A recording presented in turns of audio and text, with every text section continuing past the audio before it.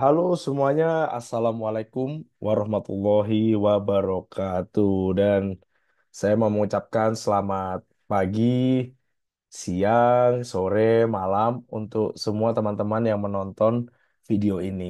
Nah, selamat datang kembali bersama saya. Mungkin saya perkenalan lagi. Nama saya Enggar Tiasto Faudi Ristiawan atau bisa dipanggil Kak Enggar. Oke. Nah, hari ini eh kita akan ada di materi yang cukup berbeda dari sebelumnya yang pernah saya isikan. Nah, kali ini kita ada di digital marketing pendalaman, di mana kita akan membahas bagaimana cara pemasaran konten dan video perusahaan. Nah, pasti teman-teman di sini banyak nih yang bertanya tentang bagaimana cara kalian bisa menguasai seni digital marketing dan membawa bisnis kamu ini ke level berikutnya. Nah, akan ada kita pembahasan di sini semua. Langsung aja kita bahas satu-satu. Oke? Oke. Jadi ini akan eh, sedikit flashback ke materi kita sebelumnya, di mana ketika kita mau melakukan pemasaran konten dan video perusahaan, itu dibagi dua, teman-teman. Yang pertama, kita melakukan membangun strategi konten berjangka panjang yang fungsinya agar kita bisa tahu kira-kira apa aja yang harus kita lakukan selama beberapa waktu ke depan. Jadi bukan hanya dengan target yang pendek, misalkan hanya sekali posting terus oke kita lihat hasilnya seperti apa. Tapi untuk beberapa campaign ke depan, maksudnya postingan kita itu akan efektif sampai walaupun kita udah postingan yang lain lagi gitu. Serta yang kedua adalah membuat dan mempromosikan konten pilar. Seperti itu ya. Oke, nah di sini akan ada banyak poin teman-teman tentang di materi ini. Nah, jadi cukup panjang.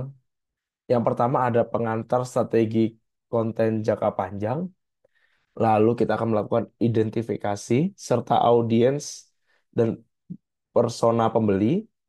Lalu yang ketiga ada perencanaan konten berkelanjutan. Yang keempat, ada adaptasi konten untuk berbagai platform. Yang kelima, ada matriks keberhasilan dan evaluasi strategi. Nah, tapi apakah hanya ini, Kak, 5 poin ini? Oh, tentu tidak. Ada 10, teman-teman. Ada 11 bahkan ya sebenarnya. Yang keenam ada pengertian dan jenis konten pilar, terus teknik pembuatan konten pilar, dan lalu penggunaan visual dan video dalam konten pilar, distribusi dan promosi konten pilar, lalu evaluasi performa konten pilar, dan yang terakhir ada tambahan cerita sukses nih, sedikit fun fact gitu. Nah, di sini ada macam-macam.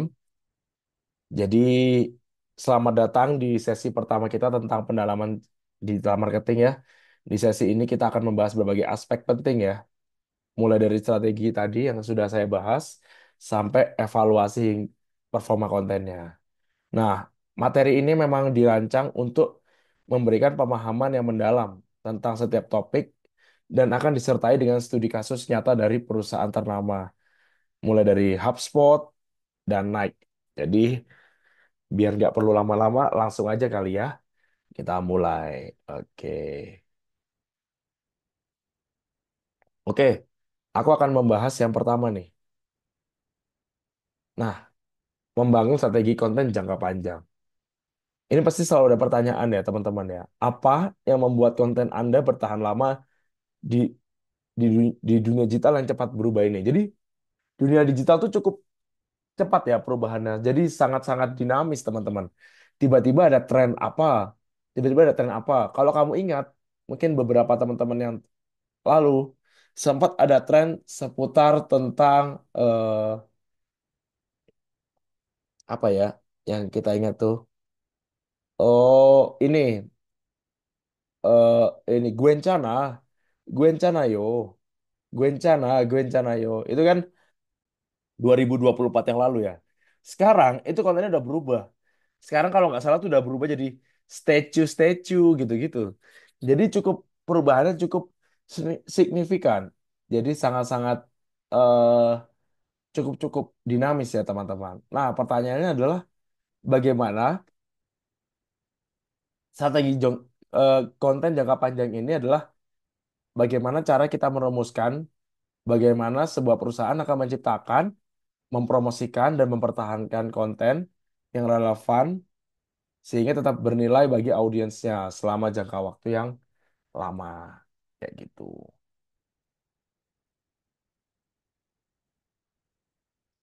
Jadi memang tadi yang kayak aku bilang, sebenarnya memang strategi jangka panjang ini pendekatan sistematis dalam pembuatan dan distribusi konten yang berfokus pada keberlanjutan, relevansi, dan nilai tambah bagi audiens dalam jangka waktu yang lama.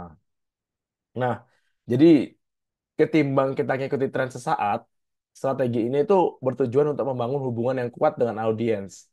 Sehingga eh, ada manfaatnya nih. Salah satunya tuh meningkatkan kredibilitas merek. Jadi eh, brand kita tuh walaupun eh, dulu atau sampai sekarang atau sampai ke depannya itu tetap akan dipercayai oleh audiens gitu atau penonton. Terus akan membangun hubungan yang kuat dengan audiens.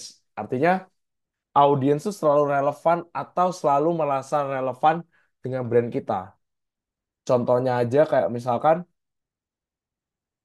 ada orang yang kalau beli sepatu tuh misalkan wajib pakai Nike gitu. Dia orangnya Nike banget gitu. Atau misalkan ada orang yang suka handphone.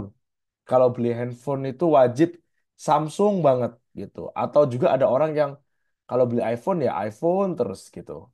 Dia nggak akan pindah-pindah ke yang lain gitu. Jadi ada hubungan yang kuat antara masyarakat, antara audiens dengan brand tersebut. Misalkan ternyata si produk itu berubah, yang awalnya itu eh, fokusnya tuh lebih ke arah sekarang kan lagi ramai AI ya teman-teman ya. Jadi kayak misalkan eh, Samsung sekarang lagi banyak AI.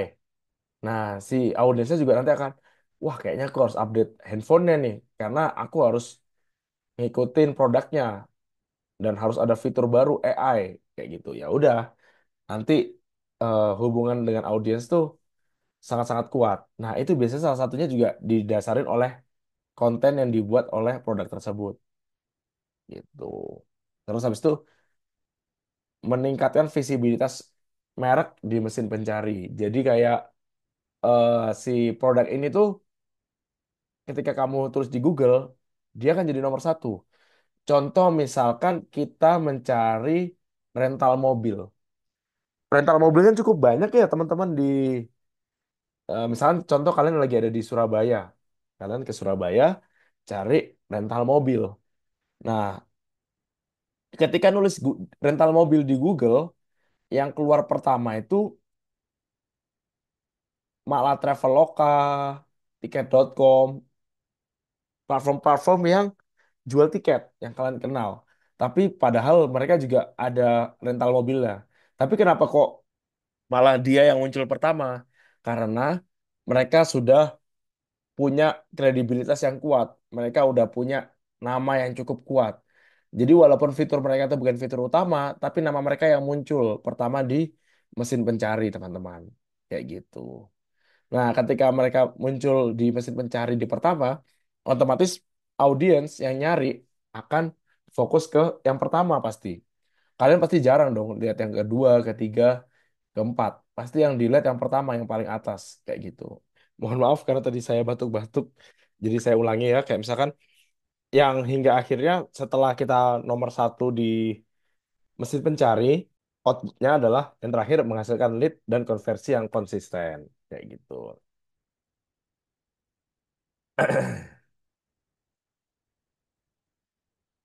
Nah, ini sudah saya bahas tadi ya, kayak yang pertama meningkatkan kredibilitas dan otoritas dengan menyajikan konten yang konsisten. Kunci utamanya tuh di konsisten dan berkualitas. Brand dapat menjadi sumber terpercaya dalam industrinya. Lalu mendukung SEO dan traffic organik, artinya kita konten evergreen atau konten yang selalu relevan Jadi konten yang terus menarik pengunjung dalam jangka waktu lama melalui mesin pencari. Terus yang ketiga ada meningkatkan engagement dan loyalitas pelanggan, yaitu audiens lebih cenderung berinteraksi dengan mereka yang terus memberikan informasi berharga secara konsisten. Di mana memang kalau kalian lihat ya, dari tiga hal ini kata kuncinya itu ada di konsisten, teman-teman. Konsisten dan relevan. Jadi balik lagi, sesuaikan dengan audiens dan usahakan konsisten. Jangan sampai posting sekali selesai gitu. Jadi harus berkelanjutan gitu. Ada continuity. Nah, lalu yang keempat ada pengoptimalan konversi.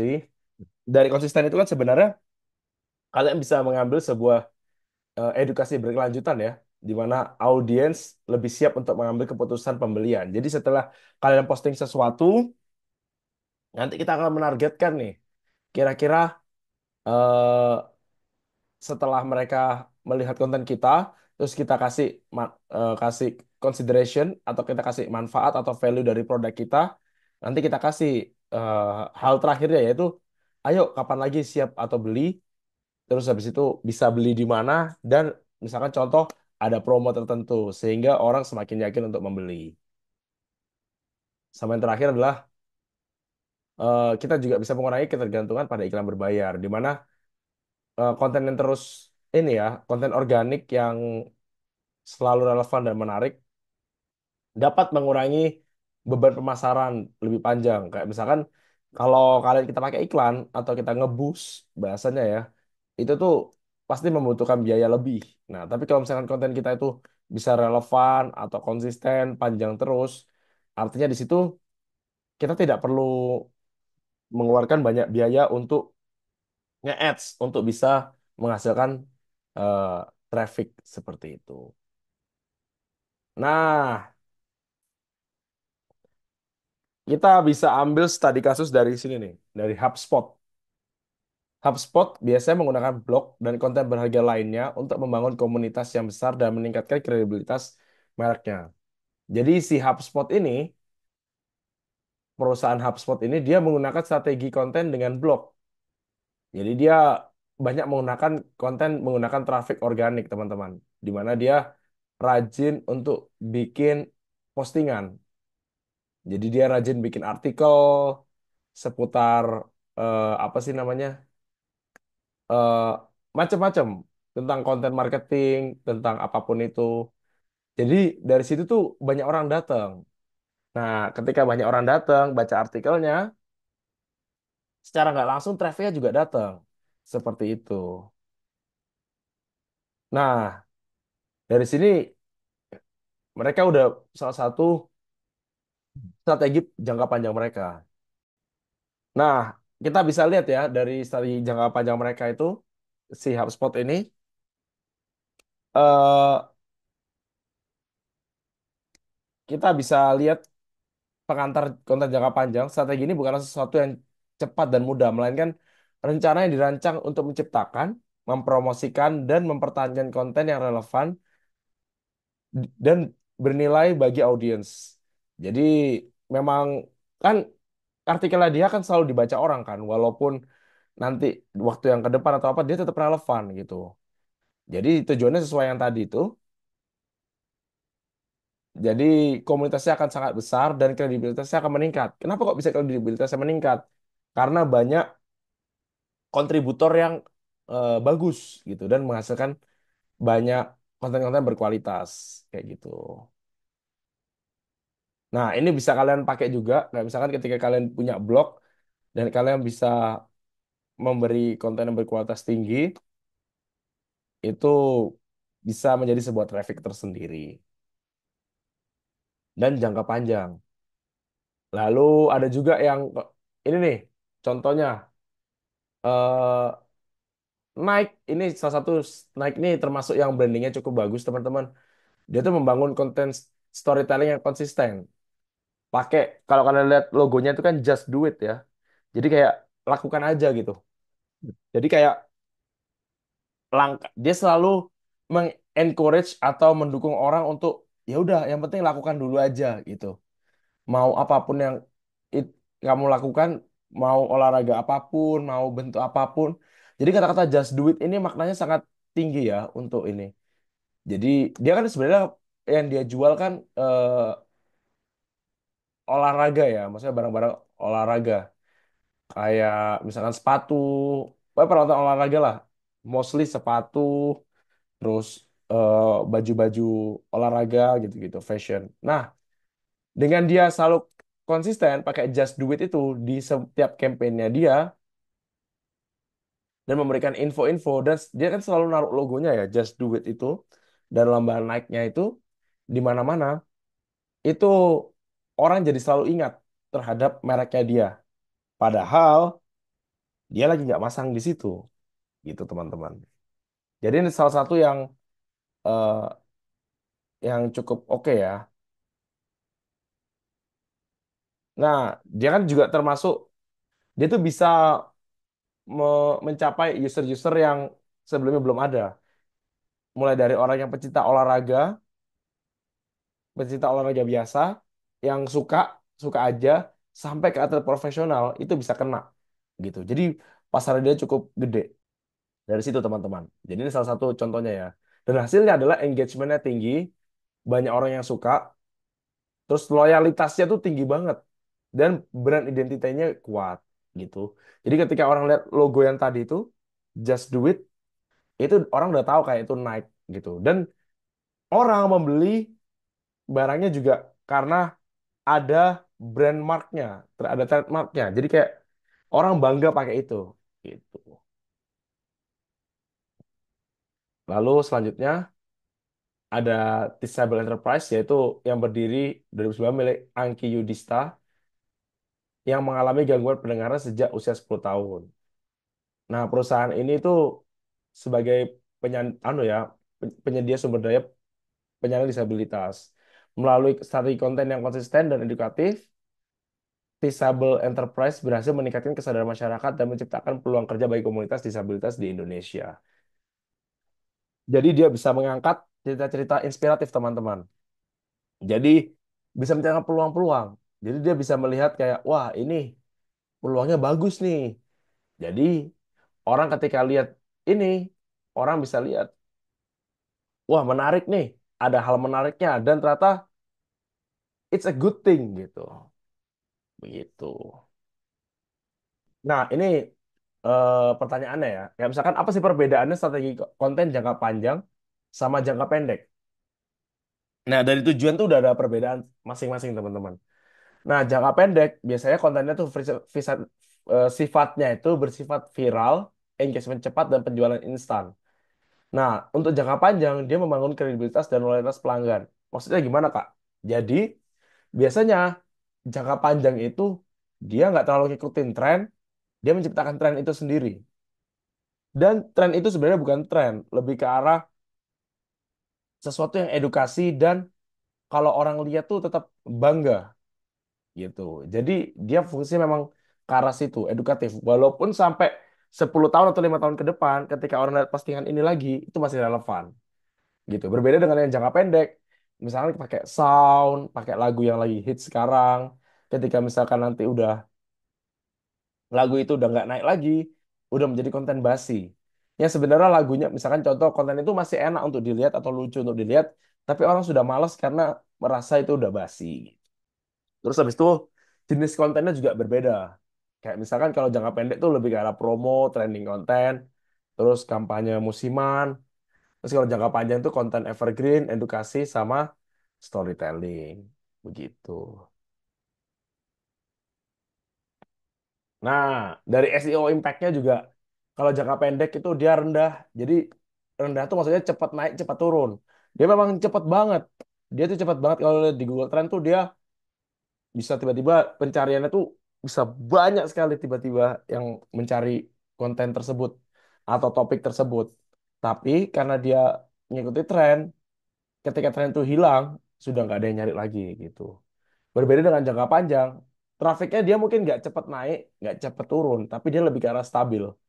Jadi orang akan selalu mencari. Kayak misalkan tadi yang sepatu Nike tentang kisah inspiratif, itu yang cari mungkin nggak banyak, Tapi setiap orang pasti akan selalu mencari kisah inspiratif.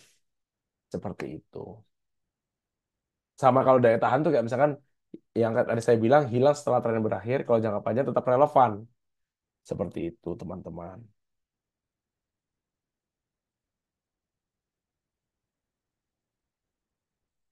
Nah, ini contoh misalkan strategi jangka pendek ya. Ya kayak misalnya giveaway, flash sale, challenge, itu jangka pendek. Terus kalau jangka panjang biasa blog edukatif, video tutorial, studi kasus gitu. Nah, tapi ini bukan berarti jangka pendek buruk ya. Cuman memang ini punya tujuan masing-masing. Kayak misalkan kalau kita yang jangka pendek memang kita untuk biar bisa keep up trend karena kita tetap harus ngikuti tren yang ada teman-teman. Karena kalau kita stabil nggak tidak ngikuti tren, kita sayang aja tidak bisa memanfaatkan momen yang ada. Tapi ingat, kita tetap harus membuat sesuatu yang bisa jangka panjang, yang tetap bisa relevan sampai ke depannya, yang membuat orang akan kembali lagi ke tren itu, ke konten kita yang jangka panjang itu. Seperti itu.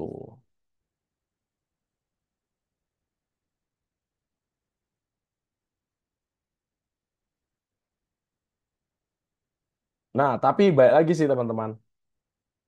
Bagaimana eh, bagaimana cara bikin yang panjang, Kak? Ya udah, berarti balik lagi ke konsistensinya, terus habis itu eh, kontennya harus berkualitas isinya gitu-gitu. Jadi lebih ke arah sana, teman-teman.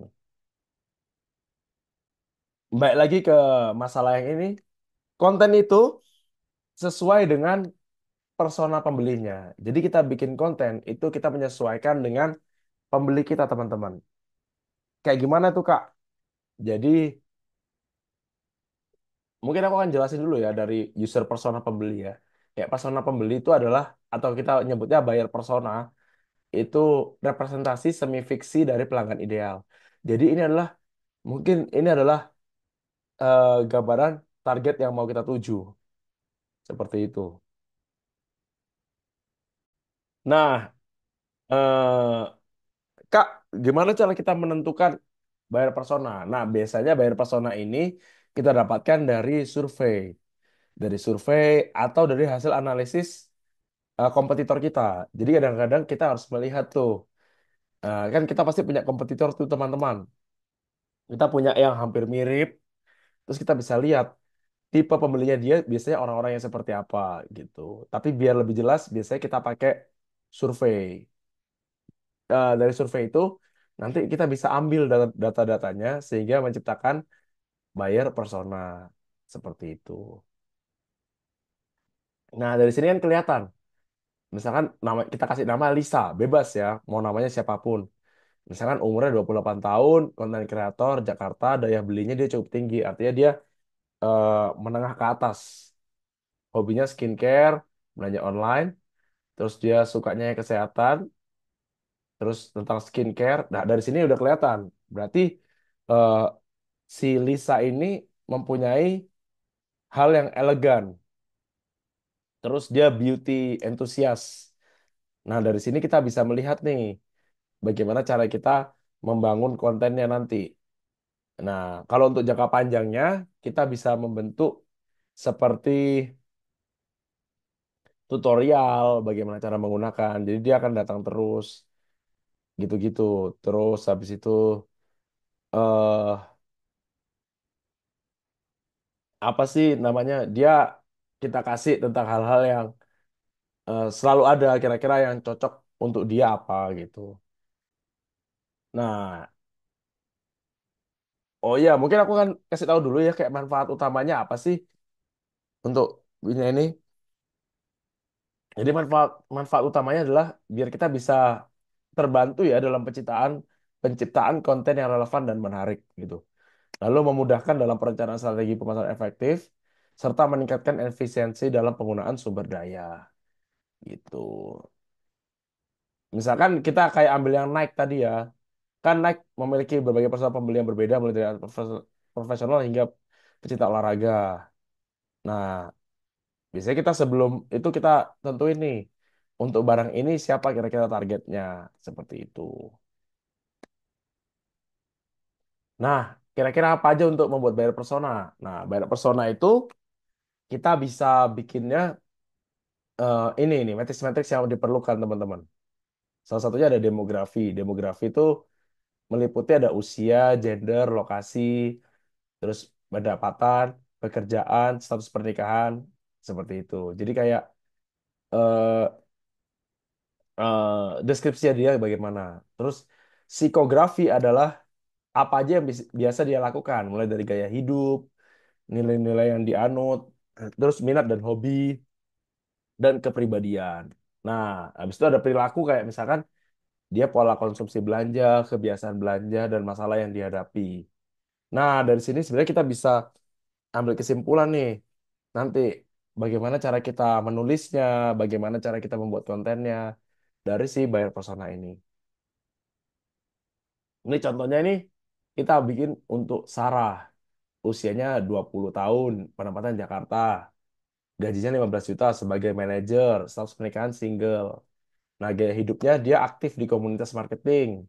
Terus dia percaya inovasi digital adalah kunci adaptasi. Hobinya wisata kuliner, baca buku sama hiking. Kepribadiannya ceria dan optimistik.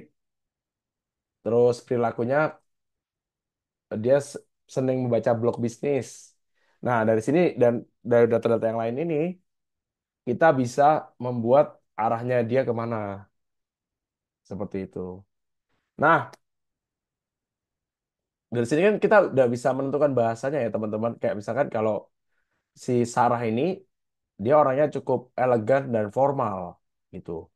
Tapi misalkan, wah nggak bisa terlalu formal, kita bikin yang elegan gitu. Yang bisa menyenangkan. Seperti itu. Dan konten-konten dia yang lebih ke arah yang optimistik. Konten-konten yang membangun gitu. Yang bisa memberikan rasa percaya diri lebih baik. Seperti itu.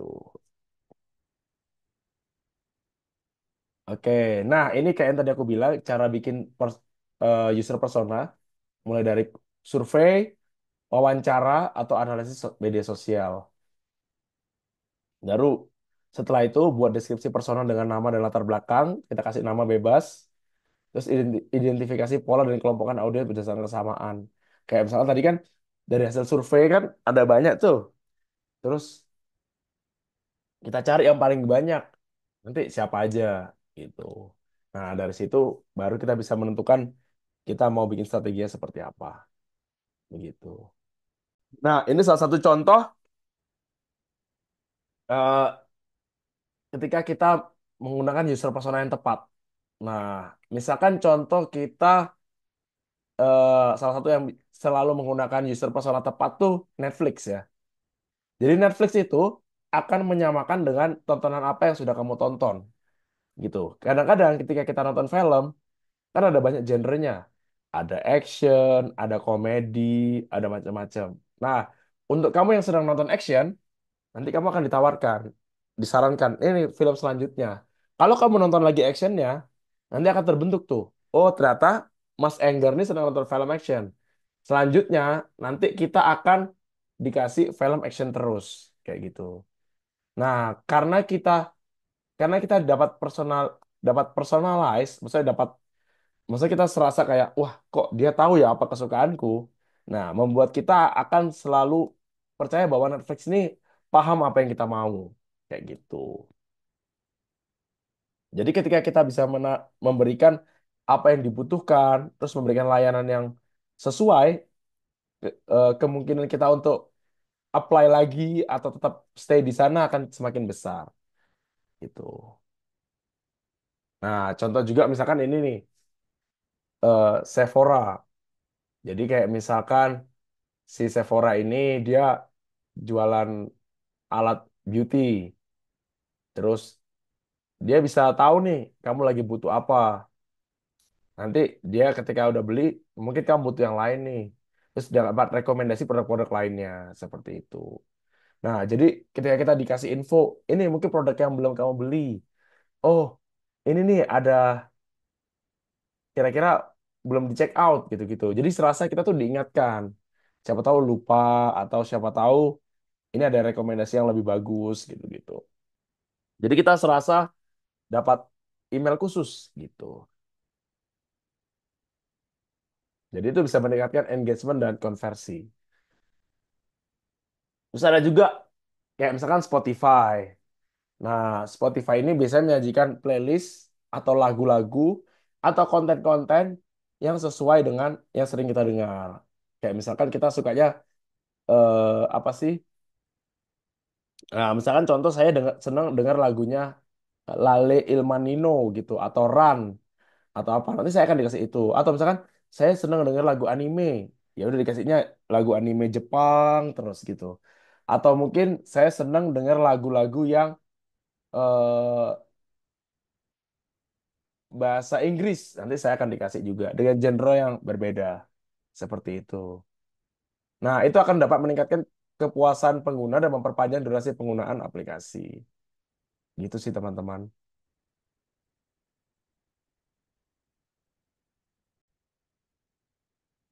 Nah, dari sini sebenarnya biasanya orang-orang akan lebih cenderung menyukai nih ketika eh, si platform atau akses layanan yang kita ikutin itu bisa mengerti keinginan kita gitu. Jadi ketika kita dapat rekomendasi, ketika kita dapat hal-hal yang menyenangkan atau sesuai, itu kita akan lebih cenderung untuk, wah ini aku banget nih, wah cocok banget nih. Jadi kemungkinan kita untuk tetap stay atau mengikuti itu akan lebih besar. Seperti itu. Jadi ini salah satu penggunaan user persona yang tepat gitu. Nah, ini biasanya salah satu tools untuk riset dan validasi persona pembeli. Ada yang pertama ada Google Analytics, di mana kita bisa memakai untuk melihat demografi pengunjung website dan perilaku mereka. Lalu ketika ini juga ada Facebook Audience Insight. Ini ketika kita menggunakan Facebook Audience Insight, di sini kita bisa melihat nih, ketika teman-teman menggunakan Meta, yaitu Meta tuh ada Facebook, Instagram, WhatsApp. Ketika jadi satu, misalkan kalian semua pada postingnya di Instagram atau di Facebook, kita bisa tahu nih siapa aja yang nonton konten kita gitu, dan kita bisa tahu jumlahnya berapa aja. Misalkan asalnya dari mana, terus gendernya berapa, gendernya apa, umurnya berapa gitu-gitu. Jadi kita bisa tahu untuk kedepannya ketika kita bikin konten lebih cenderung ke seperti apa. Misal bahasanya bagaimana, terus orang-orangnya seperti apa gitu. Dan isu apa yang bisa kita bawa. Seperti itu sih. Nah, lalu ada juga kita menggunakan tools ini, SEMrush atau Ahref. Nah, SEMrush ini digunakan untuk ketika kita mau ngecek melalui website. Jadi misalkan contoh kalian punya website, terus kalian mau ngecek seberapa banyak orang yang datang ke tempat kita. Nah, kalian bisa menggunakan SEMrush. Tapi SEMrush ini berbayar, teman-teman. Jadi kalian harus langganan dulu untuk bisa menggunakan. Jadi kalau mau pakai mungkin pakai ini dulu aja, Google Analytics dan yang gratis Facebook Audience Insight. Seperti itu. Ada juga Hotjar, ini biasanya untuk melacak heat map interaksi pengguna di website untuk memahami perilaku mereka. Maksudnya ini biar kita bisa tahu orang tuh sukanya pencet yang mana aja. Gitu, teman-teman. Jadi kelihatan tuh orang tuh suka klik di bagian apa, orang tuh suka lihat di bagian mana. Begitu.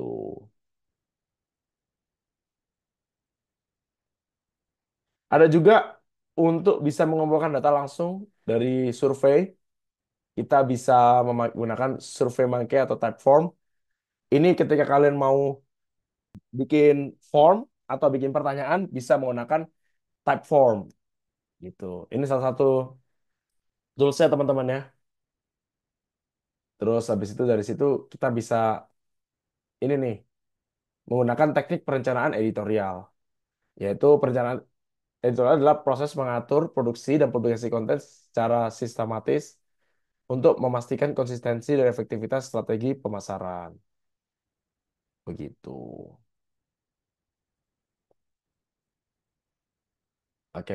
Nah, dalam teknik perencanaan editorial ini yang pertama kita menentukan pilar konten. Nah, ini sama kayak yang sebelumnya konten pilar. Konten pilar kan kalau di sebelumnya kita ada 4 ya.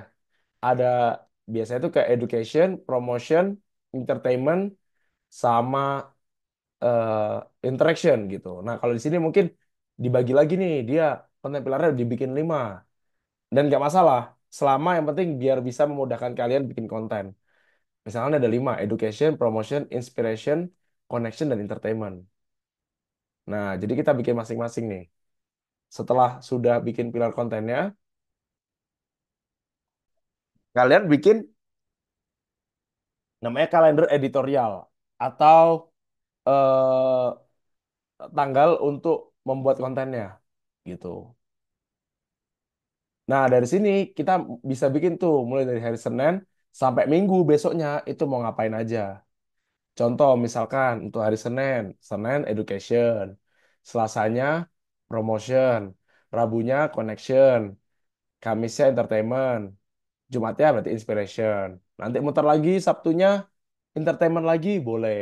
Jadi biar nggak tabrakan. Dan ini memudahkan. Misalkan kalian mau bikin apa nih di hari Senin? Postingnya di mana aja? Misalkan contohnya mau postingnya di Facebook, Instagram. Nanti Selasanya fokus TikTok. Terus ada Facebook, Instagram juga tetap ada, tapi mungkin di jam yang berbeda. Itu juga bisa gitu. Nah, terus kalau bisa agar tetap konsisten, biar mudah, kalian bisa membuat jadwal publikasinya. Kalau yang tadi ini per hari, ini sekarang per platform, teman-teman. Jadi dibagi platformnya. Misalkan ada YouTube, Facebook, LinkedIn, Instagram. Atau misalkan kalian mau pakainya di mana aja. Misalkan YouTube, Instagram, sama TikTok. Kayak gitu. Misalkan mau bahas apa aja, gitu-gitu. Nah, topiknya itu bisa berdasarkan konten pilar. Gitu. Biar kalian nggak bingung mau bahas apa. Jadi, ini biar kalian tetap bisa bikin konten secara konsisten, teman-teman. Jadi, kuncinya memang di sini adalah konsistensinya itu sih. Karena kalau misalkan kalian nggak konsisten, malah berbahaya. Takutnya jadi orang ketika ada yang bolong, kayak oh, kok nggak aktif gitu. Karena akan membuat kita kehilangan, mungkin di saat itu ada orang yang lagi datang, terus karena kita nggak jadi datang. Seperti itu. Oke, terus habis itu ada, ini cara bikin ininya ya. Apa sih namanya? eh, Penggunaan bahasanya, brand voice-nya. Kayak misalkan konten kita tuh harus bagaimana? Formal, informal, itu harus dicek tuh.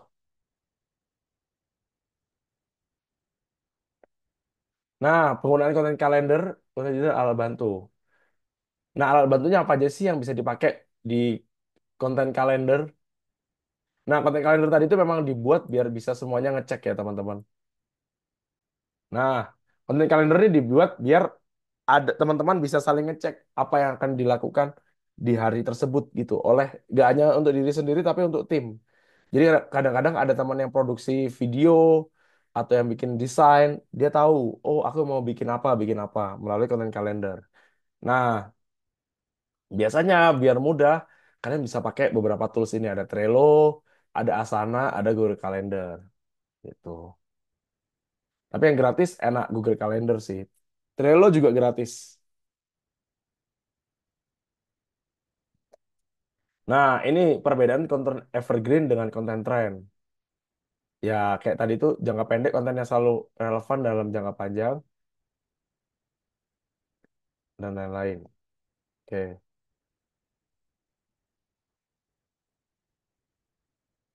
Nah, saran supaya strategi kamu tetap optimal, jadi kamu bisa menggabungkan kedua jenis konten untuk menjaga engagement dan pertumbuhan jangka panjang. Jadi, eh, sebenarnya cara paling bagus adalah kita di tengah-tengah, teman-teman. Di tengah-tengah gimana, Kak? Jadi, Kak, kita bikin konten yang tetap keep in trend, tapi tetap bisa dilihat oleh orang ke depannya. Jatuhnya jadi konten legend. Gitu. Seperti itu sih.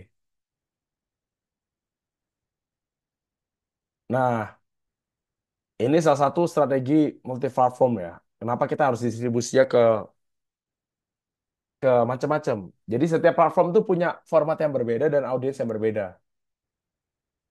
Nah, konten yang kita bisa bikin satu konten yang sama, tapi bisa didistribusikan dengan cara yang berbeda untuk meningkatkan jangkauan.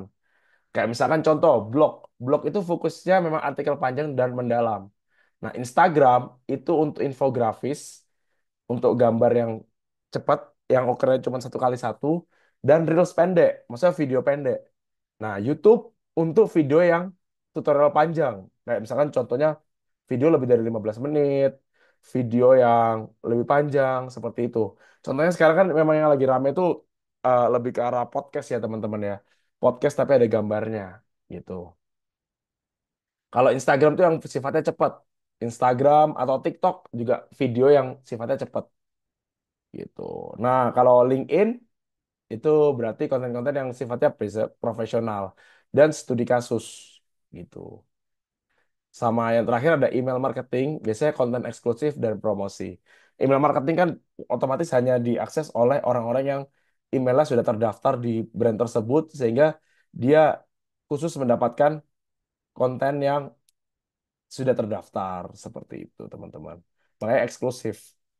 Nah, ini contoh formatnya ya. Untuk artikel panjang itu di blog dan LinkedIn. Kayak misalkan contoh panduan dan studi kasus. Terus kalau video panjang itu ada di YouTube atau Facebook. Facebook tuh juga masuk ke video panjang juga teman-teman. Walaupun Facebook itu sama Instagram sama, tapi Facebook tuh punya kapasitas untuk bisa ditonton lebih lama. Kayak misalkan dia tuh bisa lebih dari 10 menit dan bisa ada fitur komentarnya juga, hampir sama kayak YouTube gitu. Nah, dan Facebook ini juga komunitasnya cukup besar ya teman-teman.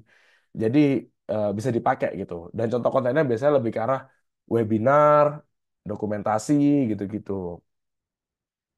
Lalu kalau yang konten mikro konten itu artinya konten-konten yang lebih kecil atau lebih pendek itu bisa biasa ditaruhnya di Instagram, TikTok, Twitter. Nah, Twitter itu kayak misalkan konten-konten yang teksnya tuh lebih sedikit. Mungkin nggak sepanjang artikel, tapi dia cepet. Makanya kadang-kadang kan ada di Twitter tuh ada namanya threads. Kayak satu beberapa kalimat, terus nanti lanjut lagi ke tweet selanjutnya. Beberapa kalimat lanjut lagi ke tweet selanjutnya. Seperti itu. Nah, Instagram ya berarti juga yang gambar-gambar lebih sedikit ya. Terus eh, videonya juga lebih sedikit. TikTok juga sama.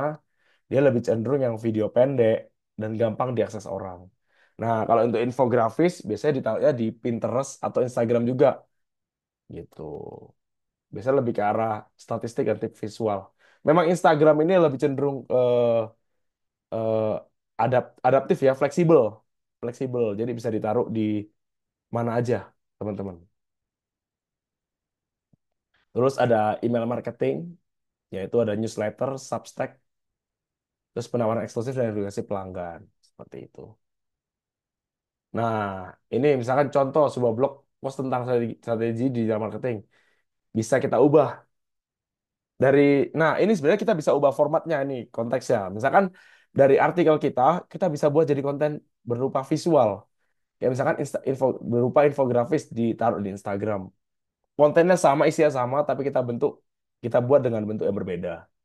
Atau misalnya video singkat di Twitter. Atau thread di Twitter yang merangkum poin-poin utamanya saja. Seperti itu. Nah, ini contoh-contoh cross-posting adalah kita ngasih konten yang sama, tapi dengan ada sedikit penyesuaian agar sesuai dengan platform dan audiensnya gitu. Kayak tadi itu artikel blog dibagikan di LinkedIn dan dengan Medium dengan format yang mirip gitu. Atau kita ngubah nih dari blog dari konten blog menjadi konten webinar atau kita taruh di dalam bentuk infografis, sosial media, video atau podcast itu bisa. Jadi kita bikin satu konten bisa dipakai ke berbagai macam format gitu. Paling tinggal penyesuaiannya aja dan menyesuaikan dengan audiensnya. Ingat teman-teman, tetap sesuaikan dengan audiensnya ya. Karena kalau beda platform, beda audiens gitu. Kayak misalkan Instagram tuh lebih cenderung untuk anak-anak muda. Facebook itu bapak-bapak atau ibu-ibu.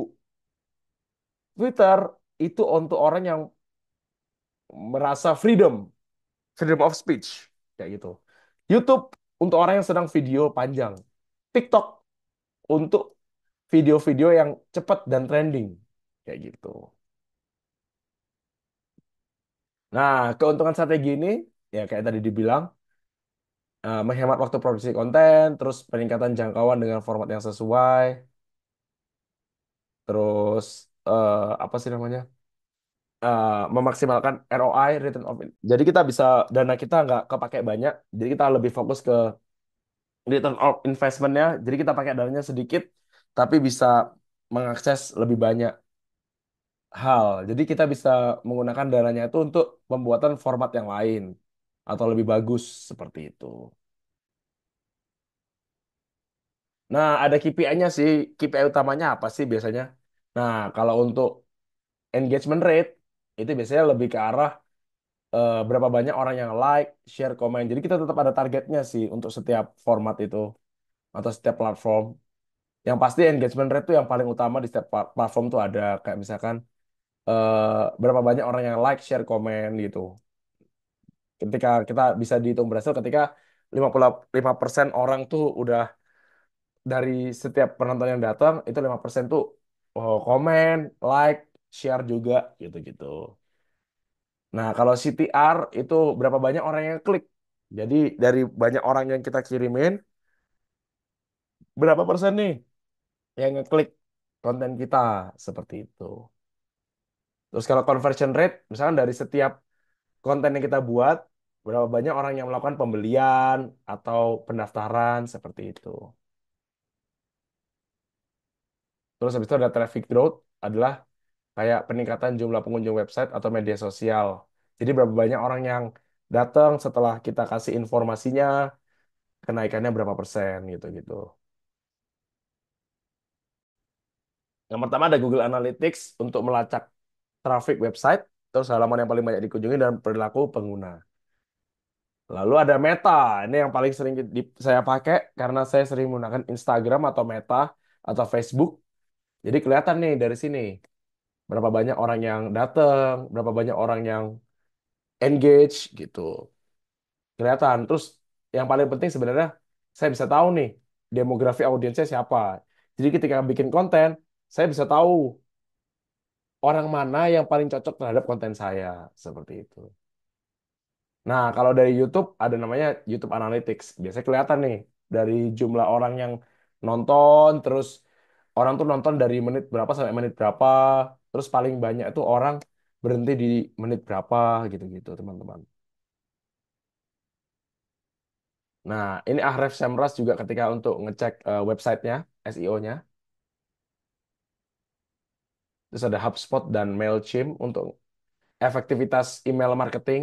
Maksudnya kayak berapa orang yang datang, berapa orang yang nge-view dari yang udah kita blast, yang udah kita kirimkan emailnya, berapa banyak orang yang datang. Seperti itu. Nah, sebenarnya strateginya adalah ada untuk ngeceknya adalah yang pertama kalian harus analisis data secara berkala. Jadi gunakan dashboard analytics yang untuk melihat tren performa. Yaitu maksudnya yang tadi ya, kayak Google Analytics, Meta, YouTube Analytics, HubSpot gitu. Terus habis itu eksperimen A/B testing, lalu ada evaluasi engagement dan feedback audience. Eksperimen A/B testing itu artinya kita sebelum sebelum bikin konten kita melakukan pengecekan terlebih dahulu teman-teman. Kayak misalkan yang paling oke yang mana gitu dari dua konten atau dari beberapa gambar ini yang paling oke yang mana sebelum kita lanjutkan lagi ke konten selanjutnya gitu. Lalu juga kita juga bisa ngecek nih dari engagement kayak berapa banyak orang yang respon secara positif atau negatif dan konten mana yang paling disukai oleh audiens kita seperti itu. Dan juga sesuaikan konten berdasarkan performa. Jadi eh, misalkan kita dapat konten edukasi yang paling paling paling works nih, ya udah mungkin ke depannya kita bisa banyak menggunakan konten yang sifatnya edukasi. Tapi jangan masukin edukasi terus, tetap harus gunakan konten pilar yang ada. Tetap divariasikan ya teman-teman ya, gitu. Dan jangan lupa perbaiki dan optimalkan konten lama. Untuk artikel itu konten-konten yang lama masih bisa kita edit, jadi masih bisa diperbaiki. Nah, ini cara membuat dan mempromosikan konten pilar. Biasanya konten pilar itu bayangkan konten pilar sebagai batang pohon dan hub konten sebagai keseluruhan ekosistem pohonnya. Jadi eh, ini yang kalian lakukan biasanya di organic traffic ini. Nah, konten pilar kan kayak yang tadi saya bilang, ya udah konten utama untuk membahas apa aja yang mau kita bahas.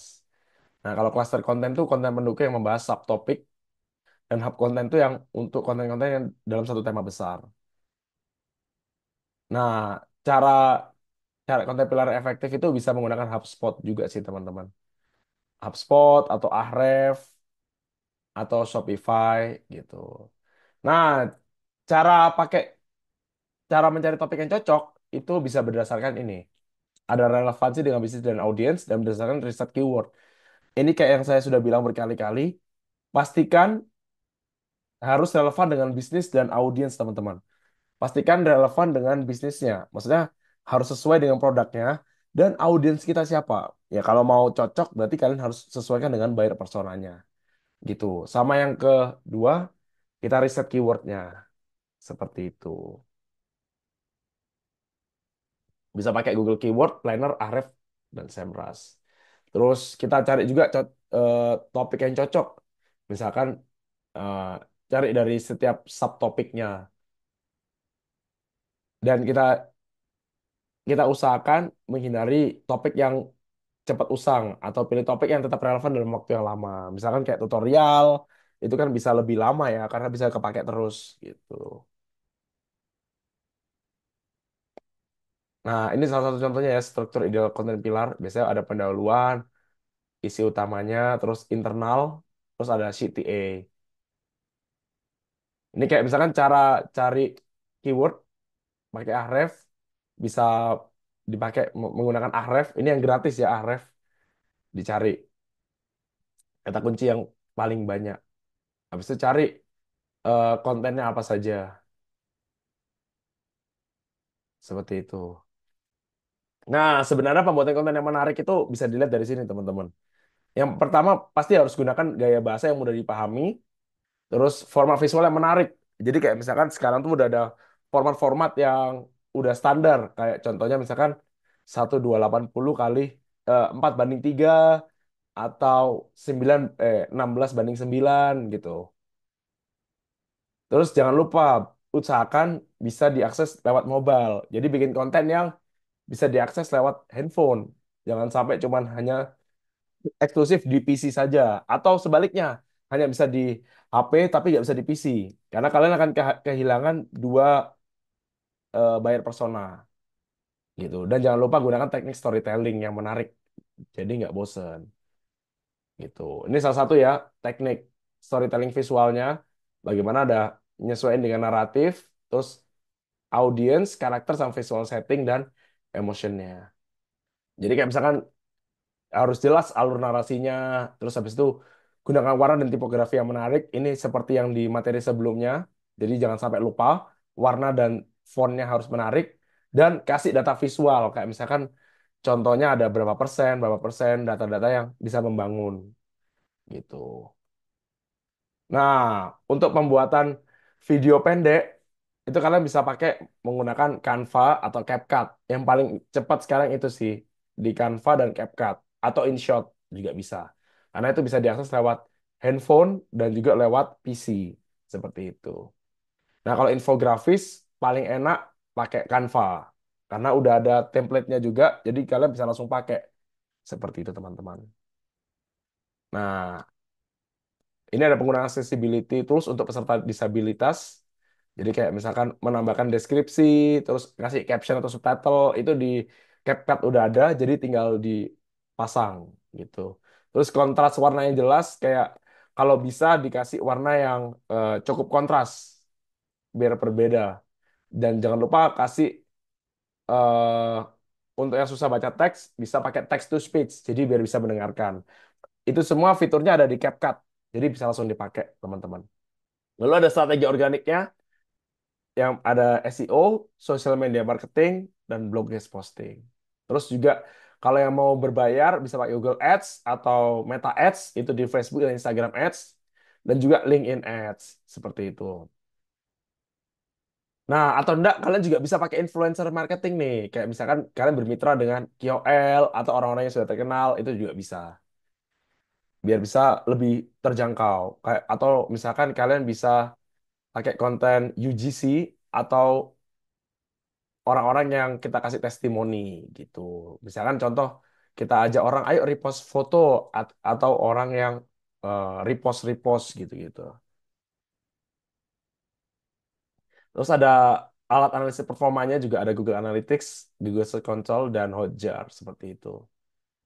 Ini juga ada A/B testing yang tadi ku bilang ini bisa untuk ngetes dua konten yang berbeda dan kita cari yang lebih efektif yang mana teman-teman. Seperti itu.